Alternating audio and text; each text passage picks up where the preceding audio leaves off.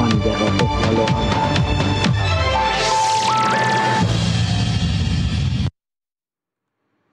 Pemirsa, salah seorang tersangka kasus tudingan ijazah palsu Joko Widodo, Rismon Sianipar, berniat menuntut polisi sebanyak 126 triliun rupiah.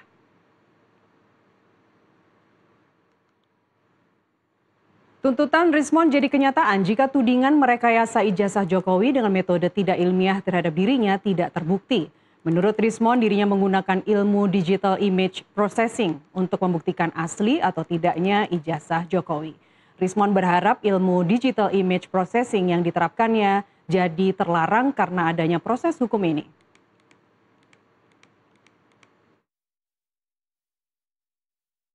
Masalah siap atau enggak, ya harusnya penyidik yang harus lebih siap untuk menuduh kami mengedit atau merekayasa. Ya, mana yang kami rekayasa? Kalau itu tidak terbukti, nanti saya berencana untuk menuntut kepolisian sebesar 126 triliun rupiah. 1 tahun anggaran kepolisian. Jadi jangan sampai tuduhan itu adalah tuduhan tanpa basis ilmiah. Apa yang kami lakukan, ada itu namanya ilmunya, ya digital image processing. Jangan sampai ilmu tersebut jadi ilmu terlarang. Bagaimana kesiapan Roy Suryo CS dan respons dari kubu Jokowi terhadap gugatan 126 triliun rupiah ke Polri? Bagaimana juga tahapan yang harus ditempuh? Kita telusuri isu yang sedang ramai dibahas agar memahami realita di baliknya. Bersama para narasumber Dialog Prime sore ini yang sudah terhubung melalui Zoom. Ada narasumber pertama, kuasa hukum Roy Suryo CS, Ahmad Khozinuddin. Berikutnya ada Ketua Umum Rampai Nusantara, salah satu organisasi relawan Jokowi, Mardiansyah Semar. Dan narasumber berikutnya Ketua Indonesia Police Watch, Sugeng Teguh Santoso. Selamat sore Bapak-Bapak, terima kasih sudah bergabung di NTV Prime. Baik, saya ke Bang Ahmad. Selamat sore. Saya ke Bang Ahmad dulu, bagaimana kesiapannya Bang? Kami sudah sangat siap sekali, bahkan kemarin kami dapat melalui tahapan pemeriksaan sebagai seorang tersangka dengan sangat baik dan bisa kembali ke keluarga masing-masing tanpa dilakukan proses penahanan. Karena kami juga meyakini polisi tidak perlu khawatir terhadap apa yang sudah dilakukan oleh klien kami dalam menunaikan tugas profesinya sebagai peneliti. Tidak juga khawatir klien kami akan melarikan diri, tidak juga akan menghilangkan barang bukti. Karena polisi sendiri sudah menyita 700 barang bukti dan juga sudah memeriksa 19 saksi, ada 22 ahli, 130 saksi. Artinya tidak ada lagi hal-hal yang bersifat subjektif yang bisa dijadikan dasar bagi penyidik untuk melakukan penahanan di tahap penyidikan ketika seorang sudah berstatus tersangka. Yang kedua, kami juga memang menegaskan 3 hal yang kemarin menjadi bahan pemeriksaan adalah komplain. Bang Ahmad? Oke, kita coba perbaiki komunikasi dengan... Klien kami telah melakukan editing, manipulasi, dan tidak ilmiah. Begitu, Mbak? Baik, tadi sempat terputus Bang Ahmad. Apakah ini artinya apa? 126 triliun ini sebesar anggaran Polri 1 tahun. Itu satu-satunya dasar yang diambil? Ya, sementara itu adalah jadi dasar bahwa polisi harus bekerja secara profesional, tidak boleh mengeluarkan statement yang tidak berdasar, karena apa yang dilakukan oleh klien kami punya basis ilmiah. Jadi kalau tidak ilmiah itu yang ilmiah seperti apa? Karena secara metode menggunakan metode yang juga sudah diakui. Kemudian secara bahan juga bahan-bahan itu juga bisa diuji secara saintifik oleh siapapun. Karena itu kalaupun ada perbedaan pandangan antara ahli yang telah diperiksa oleh penyidik Polda Metro Jaya dengan kesimpulan yang dihasilkan oleh klien kami, bukan berarti yang berbeda itu dianggap tidak ilmiah begitu. Dan sampai hari ini justru kami tidak tahu metode apa yang digunakan oleh ahli-ahli yang dipersiapkan oleh Polda, dan tidak tahu pula hasil daripada penelitian mereka yang membantah penelitian dari klien kami seperti apa. Karena hari ini buku Jokowi White Paper yang merupakan satu kesimpulan dari berbagai penelitian yang kemudian dituangkan dalam buku itu belum pernah dibantah oleh pihak Joko Widodo, juga oleh pihak penyidik Polda Metro Jaya yang mengklaim bahwa klien kami melakukan tindakan tidak ilmiah, termasuk di aspek apa klien kami melakukan editing dan juga manipulasi. Ini berkaitan dengan ketentuan pasal 32 dan 35 yang menjadi basis tuduhan terhadap klien kami yang ditetapkan tersangka selain 311, 310 dan 27A Undang-Undang ITE yang kami sebut pasal 32, pasal 35 itu sebagai pasal penyelundupan. Begitu. Baik, Bang Ahmad ditahan di situ dulu. Saya ke Ketua Umum Rampai Nusantara, Bang Mardiansyah Semar. Boleh ditanggapi Pak Mardiansyah, tadi Bang Ahmad bilang bahwa dari pihak atau dari kubu Jokowi belum ada yang menanggapi seputar buku yang sudah diterbitkan tahun lalu. Iya, saya rasa pihak Pak Jokowi atau Pak Jokowi sendiri kan memang fokus dalam proses hukumnya ya, yang sekarang ini sudah bergulir. Jadi karena menanggapi sesuatu yang memang kita yakini juga itu basis datanya tidak benar kan juga nggak penting juga untuk ngabis-ngabisin waktu ya.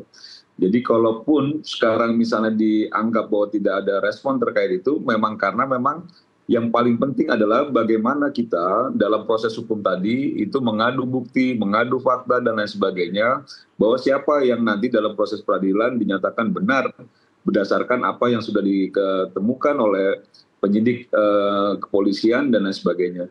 Dan saya mengapresiasi juga ya teman-teman kepolisian yang sangat profesional dalam menyikapi proses status tersangkanya Roy Suryo dan kawan-kawan, sehingga bisa memberikan ruang juga kepada Roy Suryo dan kawan-kawan untuk bisa menambah saksi-saksi yang meringankan dan lain sebagainya. Dan saya rasa jika nanti memang pada titiknya sudah masuk keputusan terkait dengan proses hukum ini, jangan juga membangun narasi-narasi yang seakan-akan bahwa ada keberpihakan dan lain sebagainya.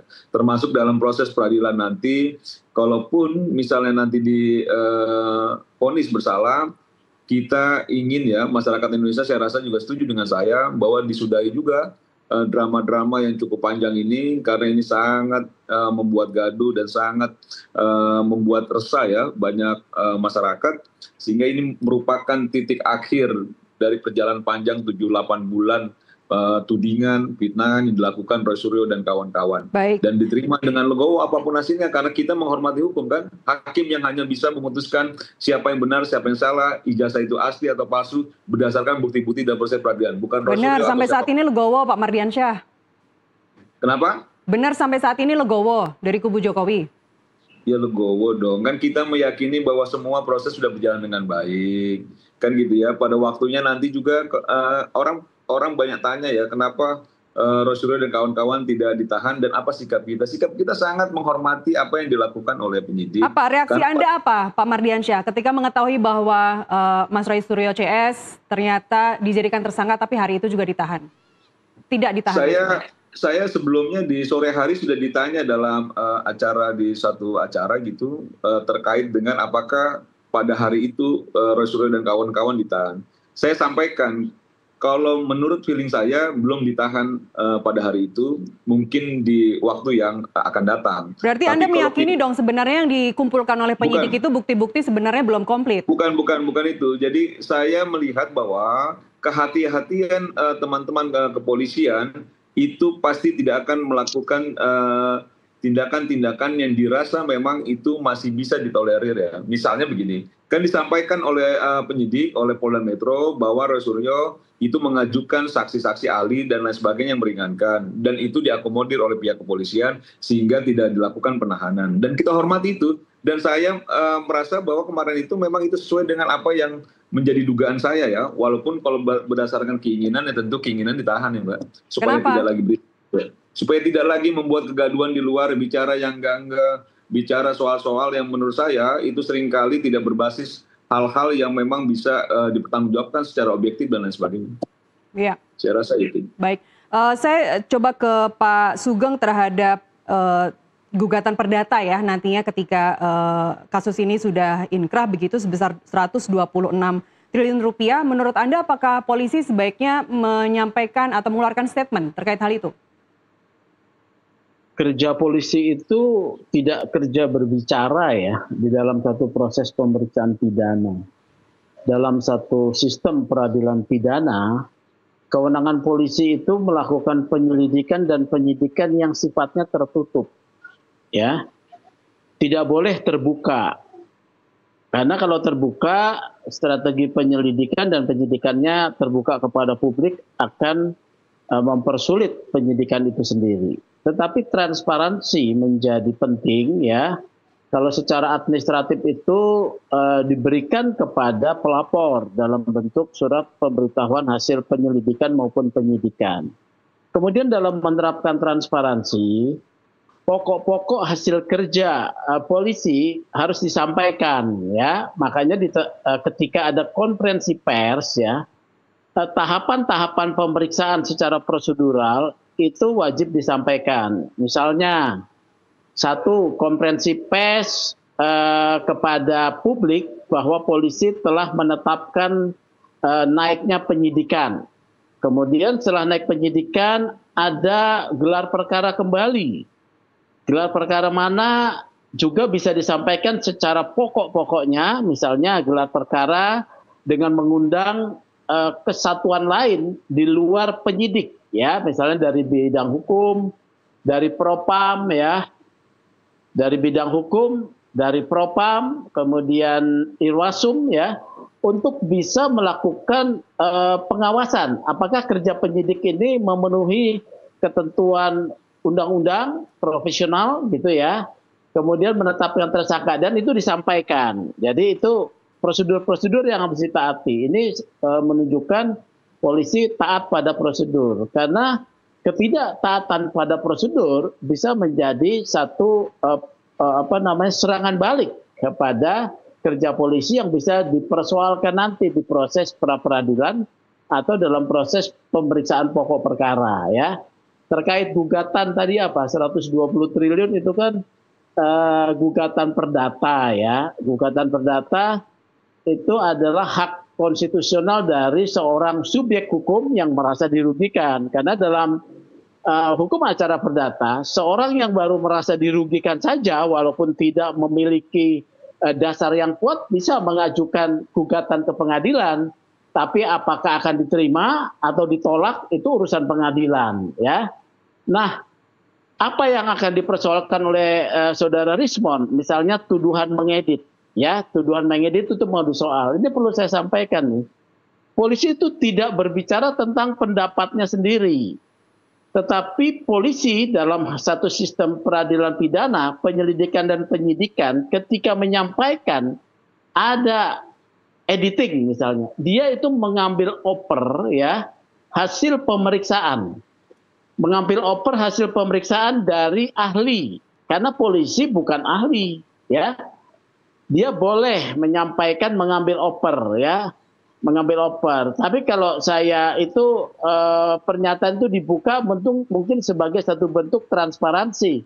Tetapi ini kan menjadi perdebatan baru. Seakan-akan polisi memiliki pendapat. Tidak. Polisi itu hanya mengambil oper dari pemeriksaan-pemeriksaan yang dilakukan kepada para ahli ya. Kemudian menurut polisi hasil pemeriksaan tersebut memiliki dasar merujuk kepada pasal 184 KUHP, maka diambil oper keterangan itu untuk disampaikan ya. Nah, kalau digugat ya, digugat kita tahu nih ya, beberapa gugatan terhadap pendapat ahli di pengadilan ya itu ditolak ya, karena ahli-ahli yang dihadirkan dalam satu proses persidangan pidana ataupun perdata katakanlah dia sedang menjalankan kewajibannya menurut hukum berdasarkan pasal 184. Ini Anda gitu, bicara kasus ya. yang mana Pak Sugeng? Ya kasus gugatan perdata kalau mau dia menggugat Rismond maksud saya. Baik. Ya. Gitu loh. Jadi itu pendapat saya berdasarkan pengalaman gitu ya. Saya ke Bang Ahmad, Pak Sugeng tahan dulu, saya ke Bang Ahmad. Ada banyak jalan untuk klien Anda, Mas Roy CS, Rismond untuk melawan di pengadilan. Ini kan gugatan perdata masih panjang jalannya.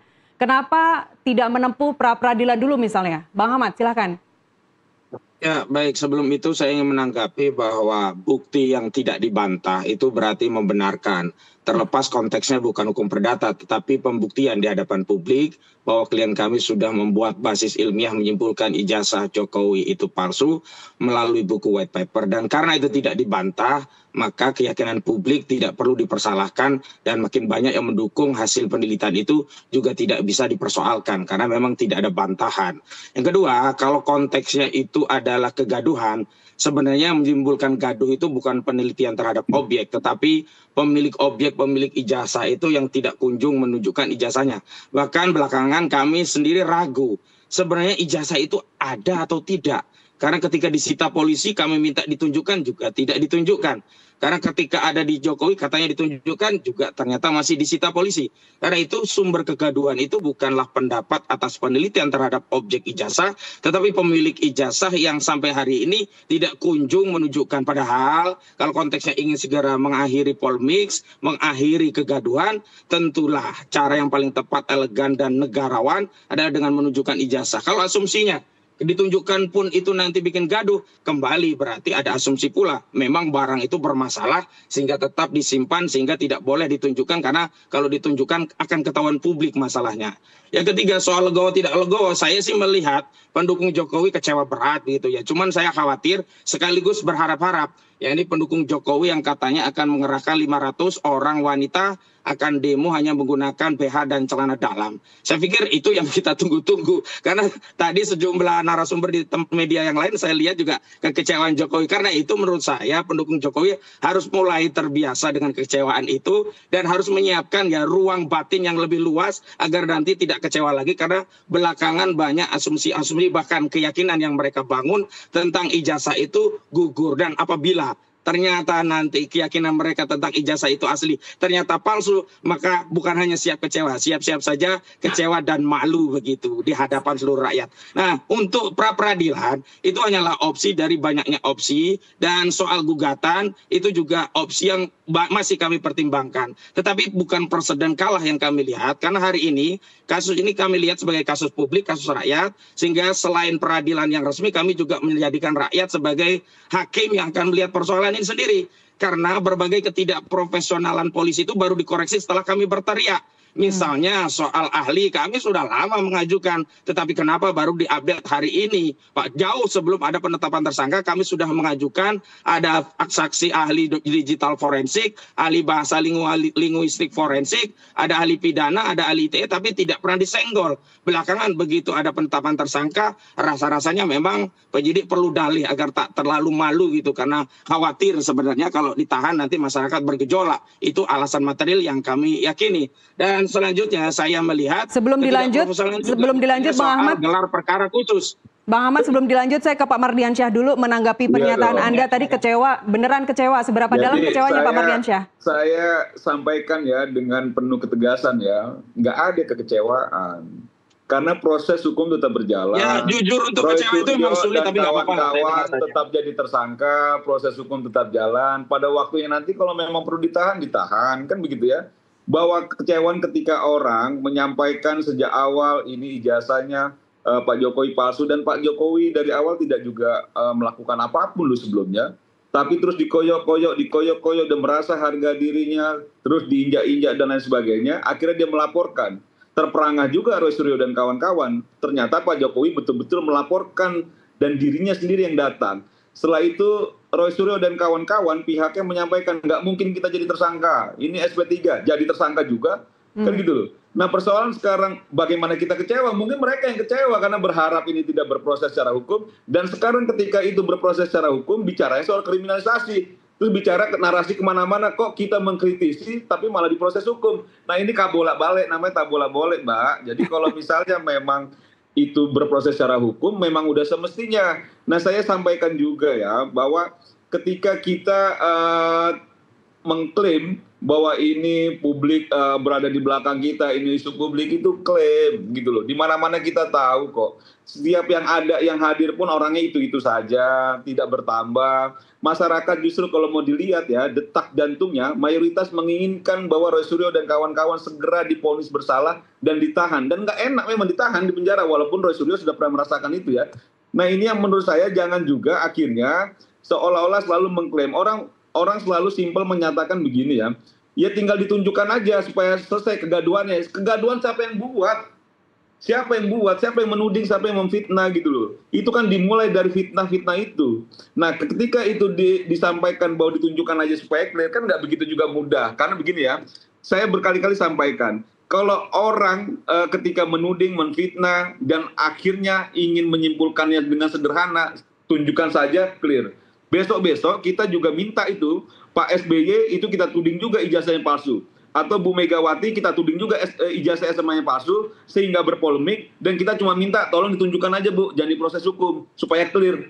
akhirnya kita ini tidak ada pembelajaran bahwa ketika orang tidak punya bukti yang secara validasi masih diragukan, masih dipertanyakan, itu bisa sembarang aja menuding orang tanpa ada batas bahwa memang mereka ketika melakukan pelanggaran pidana terhadap apa yang ditudingkan, pencemaran nama baik dan lain sebagainya, itu berkonsekuensi hukum dan sekarang dihadapi Rasulullah dan kawan-kawan. Dan menurut saya itu proses sudah berjalan dengan baik, jadi tidak ada kecewaan, Bang. Aduh, Ya kita udah. happy banget. Nggak ada kecewa, semoga nanti ya semua kubu harus legowo ya, karena proses hukumnya juga masih akan berlanjut. Baik, baik, Bapak-bapak kita jeda dulu, kita lanjutkan di segmen berikutnya. Pemirsa tetaplah bersama kami, NTV Prime kembali usai jeda.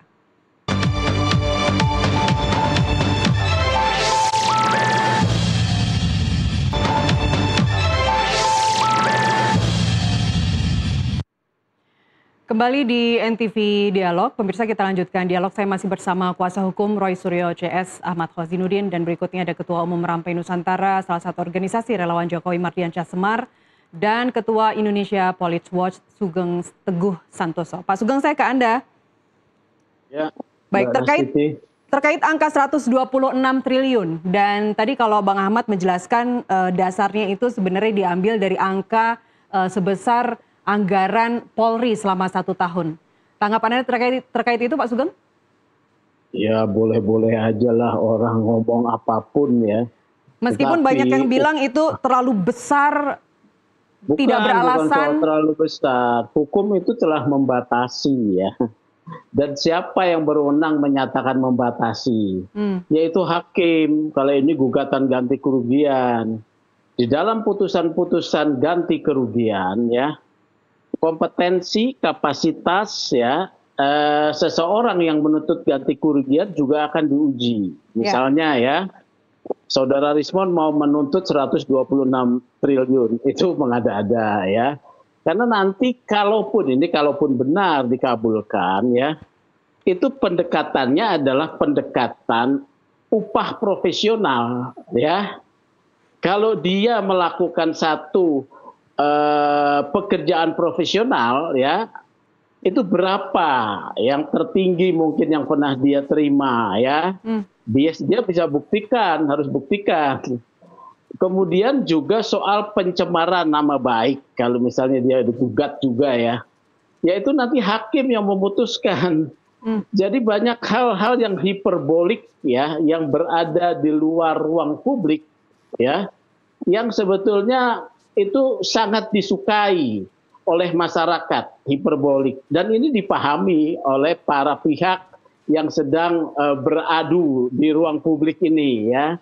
Oleh karena itu saya tidak suka pada sesuatu yang hiperbolik. Masyarakat harus diberikan literasi yang akurat, tepat, logik, kalau bisa ilmiah ya. Tapi begitu loh ya. Itu kalau diperhitungkan bahwa gugatan akan dikabulkan ya.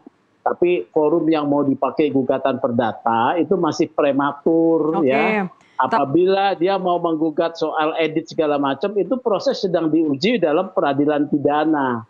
Kalau mereka kemudian dibebaskan ya, bebas ini ya, dalam putusan peradilan pidana, muncul hak konstitusional Rismon untuk menggugat ya.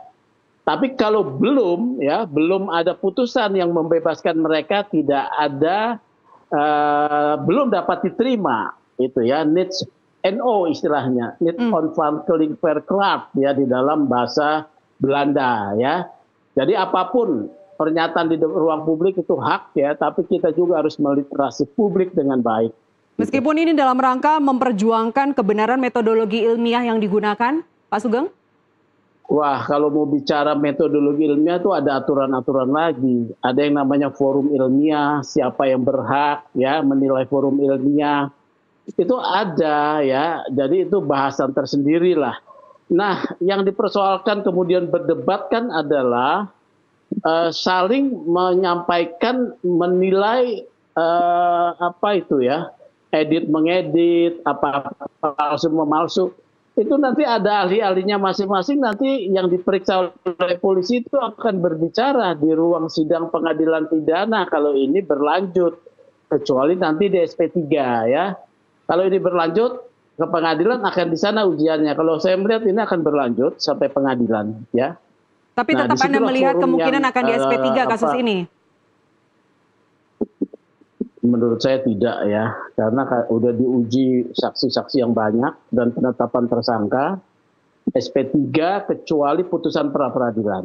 Perintah oleh putusan pra-peradilan, kalau oleh polisi tidak ya. Baik, baik. Mengada-ada, cenderung hiperbolik, melebih-lebihkan. Bang Ahmad, silakan. Yang pertama, apakah hak setiap warga negara itu dijamin oleh konstitusi? Itu dulu. Sepanjang hak itu dijamin dan ada normanya, biarkan sajalah segenap elemen anak bangsa ini sebagai warga negara untuk mengambil upaya hukum. Terlepas bahwa ada yang setuju dan tidak, itu hal yang lain. Dan pengadilan sepanjang ada pendaftaran gugatan mereka akan terima. Soal materi itu juga soal yang lain. Jadi jangan terlalu prematur juga membuat analisa yang terlalu dini kemudian seolah-olah itu tidak bisa dilakukan begitu. Saya juga punya praktik yang banyak dan target-target menggugat itu juga tidak ansih putusan untuk menang. Apalagi kalau terkait institusi, ada ada pelajaran yang penting agar institusi itu profesional karena peradilan itu. Bang Ahmad, audionya tidak terdengar. Lembaga swadaya masyarakat yang mengawasi institusi, tugas utamanya itu adalah mengontrol institusi, bukan kemudian menjadi pembela tindakan-tindakan institusi yang sebenarnya kalau sudah benar cukup diamkan, tapi kita lebih fokus pada dua hal, mengkritisi apa yang keliru dan memberi rekomendasi. Bang Ahmad? Oke, Bang Ahmad. Membela apa yang sudah Bang Ahmad, sebentar. Tadi sebentar. Kinerja institusi. Baik, sebentar. Sebelumnya suara Anda tadi sempat terputus. Yang pertama adalah yang ini warga negara yang baik sedang mengkritisi. Yang berikutnya apa alasannya? Ya karena itu sepanjang ada hak konstitusi maka biarkan saja warga negara untuk mengambil hak hukum. Kan hak konstitusi sudah diberikan selama ini. Ya karena itu saya hanya tidak menanggapi kalau itu sudah diberikan dan boleh diambil, tidak perlu kita bernarasi seolah-olah itu suatu tindakan yang prematur, bahwa ada keputusan NO atau yang lainnya itu hal yang lain. Dan fokus utama lembaga swadaya itu adalah mengontrol institusi, bukan memuji-muji institusi. Nah, fokusnya dua hal. Pertama, kalau keliru dikoreksi, kalau ada ya pandangan yang lebih baik untuk sebuah institusi, itulah yang kita masukkan atau kedepankan agar menjadi rekomendasi bagi institusi. Hari ini kinerja dari civil society itu fokus ke situ, apalagi di tengah anomali institusi kepolisian kan sekarang mendapat kritik publik yang luar biasa sampai dibentuk tim reformasi institusi Polri, dan salah satu catatan kelam institusi Polri sepanjang panjang periode rejim Joko Widodo itu kan gemar melakukan kriminalisasi, dan itu yang harus fokus untuk diberikan rekomendasi. Dan saya kira persoalannya hari ini kita tidak sedang membicarakan Pak SBY, Bu Mega, enggak. Kita sedang fokus kepada saudara Joko Widodo. Jangan mengeneralisasi pada tokoh-tokoh bangsa yang lainnya yang tidak sama dengan Jokowi. Boleh saja Pak SBY kalau ditanya mungkin bisa menunjukkan, jadi jangan dianggap yang lainnya akan pengecut seperti Jokowi tidak mau menunjukkan ijazahnya. Saya kira itu menjadikan keterbelahan dan polemik itu justru makin meluas karena melakukan generalisasi dan ekstensifikasi pada hal-hal yang sebenarnya tidak relevan untuk kita jadikan argumentasi pada polemik ijazah palsu. Sekali lagi, soal tuntutan publik untuk menunjukkan ijazah itu sesuatu yang wajar dan sangat sederhana kalau memang sikap batin kita ingin segera melerai perdebatan anak bangsa dan ingin bangsa ini kembali bersatu. Begitu. Baik, tadi maksudnya Pak Mardiansyah hanya contoh begitu ya, bukan bermaksud untuk mengeneralisasi. Tapi sebelum saya lanjut ke Pak Mardiansyah, saya lempar dulu ke Pak Sugeng. Saya kasih kesempatan Pak Sugeng untuk menjawab tanggapan dari Bang Ahmad tadi bahwa analisa Anda, Pak, sebagai Ketua Indonesia Police Watch terlalu prematur. Saya ini advokat sudah 34 tahun ya. Jadi kalau satu proses pidana sedang diperiksa, kemudian proses itu digugat, itu forumnya hanya di pra-peradilan. Ya. Kan yang dikatakan sebagai tuduhan mengedit ya, itu tadi kan polisi mengambil oper keterangan ahli ya. Kalau mau menggugat gitu ya, itu juga digugat ahlinya, tapi itu nantilah ya. Jadi satu proses pidana tidak senang seseorang diproses pidana, forumnya bukan di forum perdata. Ya, karena apa? Karena polisi melakukan pendekatannya kewenangan berdasarkan KUHP. gitu ya. Ini yang harus diliterasi kepada publik, bukan semau-maunya gitu ya. Jadi banyak advokat juga memberikan satu pendapat-pendapat hukum yang ngawur ya, gitu loh. Sedang Oke, diproses pidana kemudian dia mau menggugat gitu. Forumnya adalah pra peradilan. baik. Apakah ini saran Atau Anda, Pak Sugeng? yang lebih dekat misalnya PT UN, Oke. Undang-Undang PT UN sudah membatasi pula tidak bisa proses peradilan proses pidana digugat ke tata usaha negara.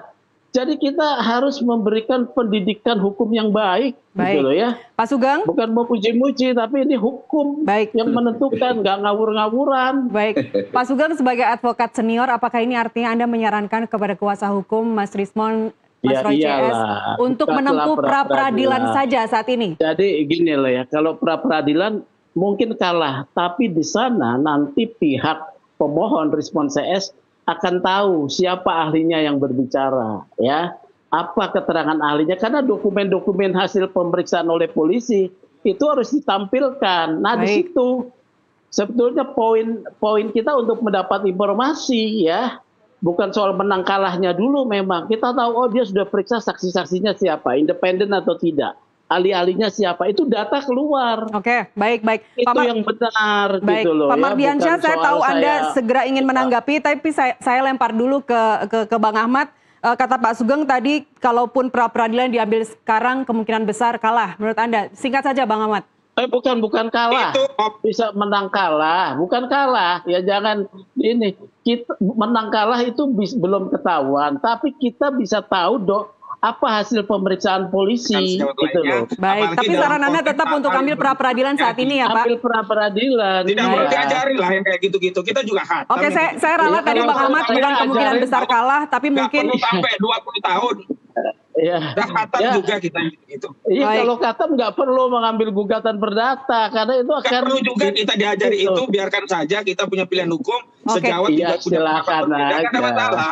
Harusnya Ya, rekomendasinya kepada institusi kepolisian ke depan kinerjanya bagaimana Oh, lebih baik sudah- agar tidak banyak sudah terjadi banyak, kriminalisasi. ya. Itu Sudah kalau banyak itu LSM dilakukan. yang jujur, yang Loh. lurus, yang komitmen, yang punya integritas. itu begitu, Pak. nama. Ini kan kita bicara soal proses hukum yang Oke. kita nilai. Kalau boleh saya Itu rangkum. apa yang anomali dalam proses itu, berikan rekomendasi kepada institusi kepolisian. Kalau kerjaan sejawat nggak usah dikomentari. Loh, Kita masih Anda pilihan pendapat. Anda memberikan saran yang salah kalau gugatan Oh, perdata. tidak perlu itu mengajari aja. kami. Anda juga Iya, tidak perlu itu memberikan saya predikat berikan salah masukan, benar. ya. Salah benar Oh, itu di nanti. pengadilan. Untuk Ini saat- hanya Ya udah pendapat nanti yang berbeda saja. silakan gugat Kalau ya, Anda silakan berbeda, gugat ya. Nanti saya biarkan. akan Anda tidak saya terbukti. salahkan. Sebaliknya, saya juga punya pendapat Gitu. berbeda. Tidak perlu Anda salah-salahkan. Baik, Apa baik. kompetensi Anda Gugatan dalam perdata, Bang Ahmad, sebentar. Gugatan perdata itu kan toh nanti diambilnya saat persidangan sudah selesai. Sebelum pokok masalah, pokok perkara Untuk masuk ke itu, pengadilan, dalam Anda peradilan itu sarankan asal klien Anda didaftarkan. untuk ambil pra-peradilan tidak untuk saat ini? Dan Siapa opsi-opsi lainnya yang apa untuk itu? memenangkan klien Anda? Gugatan perdata itu asal didaftarkan di IKOT itu diterima. Siapa yang mengatur itu harus begini, harus begitu. Soal menang kalah kita juga tahu bahwa menang kalah itu tidak ansih soal bukti, soal norma. Banyak faktor begitu. Kenapa kami belum tempuh atau tidak tempuh, itu juga soal pertimbangan lain. Saya kira hal-hal yang sifatnya rumah tangga kami tidak perlu mengikuti saran pihak-pihak lain yang tidak punya kewenangan dan tidak punya kepentingan juga. hanya Sebentar Pak Sugeng, sebentar Pak Sugeng, pertanyaan menarik Mas tadi yang Titi, disampaikan ya. Bang Ahmad bahwa gugatan Kami perdata kesampingkan itu saja bisa, lah, Bang Ahmad, komentar seperti itu, menarik kami tadi yang anggap Anda sampaikan. komentar seperti itu. Bang Jadi Ahmad. cukup kami kesampingkan begitu. Baik, menarik tadi yang Anda sampaikan bahwa gugatan perdata itu bisa dimasukkan kapan saja. Tapi apa yang digugat ke perdata kalau belum ada pembuktian apakah klien Anda kalah atau menang? Apa yang akan digugat? Pembuktian itu nanti ada proses gugatan, nanti ada mediasi, ada replik, duplik, jawaban masih panjang. Tinggal apakah kami akan menempuh itu atau tidak, itu hal yang lain. Kami pun sampai hari ini belum memutuskan itu. Tetapi yang offset adalah masuk pada ranah yang itu menjadi kewenangan kami, seolah-olah pendapat itu kalau kami ikuti itu yang benar. Kami tidak perlu yang begitu. Kami punya pendapat sendiri, kebijakan sendiri yang tidak terikat dengan pendapat siapapun. Karena itu pendapat yang barusan kami terima cukuplah kami kesampingkan dan kami anggap tidak pernah ada. Baik. Baik, kita hormati karena itu hak konstitusi. Pak Mardiansyah boleh? Pak Mardiansyah silakan. Ya, saya sebenarnya sih nggak terlalu banyak juga yang perlu ditanggapi tadi. Pertama memang mungkin Ahmadnya lagi kurang tidur ya, jadi capek gitu. Jadi mencernanya agak kurang clear. Karena yang saya pastikan itu kan begini, sejak awal kan disampaikan bahwa narasinya semua pejabat publik, mantan pejabat publik, itu masyarakat berhak untuk mengetahui termasuk hal-hal yang sifatnya privat, ijazah dan lain sebagainya, oke. Nah terus dituding-tuding lah Pak Jokowi dan lain sebagainya. Nah pejabat negara itu banyak, nggak cuma presiden. Cuma supaya apple to apple, saya kasih contoh, misalnya Pak SBY atau Ibu Mega. Misalnya ada 1-2 orang atau sekelompok orang yang merasa juga mencurigai, lalu melakukan penelitian-penelitian yang dimaksud oleh Roy Suryo CS juga gitu. Terus ternyata dia merasa, wah ini ada yang kejanggalan dalam ijazahnya Ibu Mega dan Pak SBY. Lalu pada titik tertentu cuma minta dengan diselesaikan dengan menunjukkan saja itu ijazahnya. Nah ini kan tidak ada satu konsekuensi yang akhirnya orang tidak punya kekhawatiran, tidak bisa sembarang menuding, menfitnah, atau melakukan apapun upaya yang tidak berdasarkan bukti yang kuat, kan gitu loh. Nah itu yang saya maksud tadi.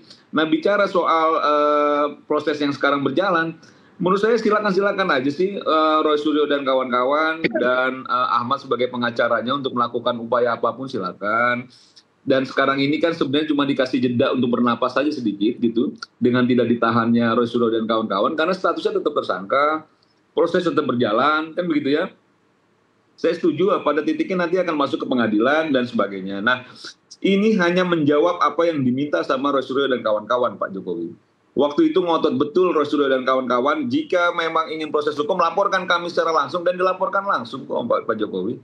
Dan Pak Jokowi merasa ketika dia sudah melaporkan, ya dia ingin mempunyai ruang yang memang itu secara institusi negara, itu memang diyakini bahwa itu harus kita percaya. Misalnya peradilan. Dalam peradilan nanti ketika Pak Jokowi memang diperlukan untuk menunjukkan, akan dia tunjukkan tuh ijazahnya dan publik akan tahu. Dan pada titik itu kita semua minta, masyarakat semua minta, apapun yang diputuskan vonis, makanya bersiap-siap juga. Jangan suruh kita yang bersiap-siap untuk menerima kekalahan, karena yang terlihat kekalahan itu ada di kubunya Roy Suryo dan kawan-kawan. Kalau misalnya sudah divonis bersalah, jangan membangun narasi liar lagi. Kasihan publiknya, sudah capek juga. Karena kan ini udah tak bolak-balik terus Mbak. Dulu minta dilaporkan, sudah dilaporkan. Yakin tidak tersangka, sekarang tersangka. Itu sudah Pak Mardiansyah. Ya, makanya maksud saya, jangan juga akhirnya merasa percaya diri cuma karena soal tidak ditahan kemarin. Tapi benar nggak Pak Jokowi pernah menunjukkan saat terima pengurus Projo di Solo, menunjukkan ijazah aslinya? Itu artinya ijazah asli masih dipegang Pak Jokowi, bukan ada di polisi? Oh, kan udah diambil Mbak kalau ijazah. Ijazah Pak Jokowi itu sempat diantarkan langsung Pak Jokowi. Anda sendiri pernah melihat ijazah aslinya? Anda sendiri Pak Mardiansyah pernah melihat ijazah aslinya Pak Jokowi? Untuk saya pribadi. Ya. Saya pernah melihat, tapi kalau Projo saya nggak tahu. Ijazah aslinya Anda pernah melihat? Iya, di kediaman ketika masih dipegang Pak Jokowi. Tapi kalau Projo saya nggak tahu ya, kalau Projo ya. Baik, gitu. baik. Jadi maksud saya ya kita ikuti prosesnya dan mudah-mudahan semua siap mental, siap hati, pikiran gitu ya. Jangan juga akhirnya sesat pikir dan penuh dengan kebencian gitu Mbak. Baik. Sayang sekali waktu kita terbatas. Pak Sugeng, ini artinya kita harus bedah lagi pasal 1365 KUH Perdata soal ganti rugi perdata ini. Tadi Bang Ahmad bilang belum tentu juga masukin gugatan perdata gitu. Apa yang Anda kritisi dari hal ini? Nggak perlu saya komentari lagi, katakan belum pasti mau dilakukan. Tadi saya sudah cukup komentari. Kita ikuti proses hukum sajalah ya. Dan salah satu tugas kaum intelektual adalah memberikan literasi yang benar.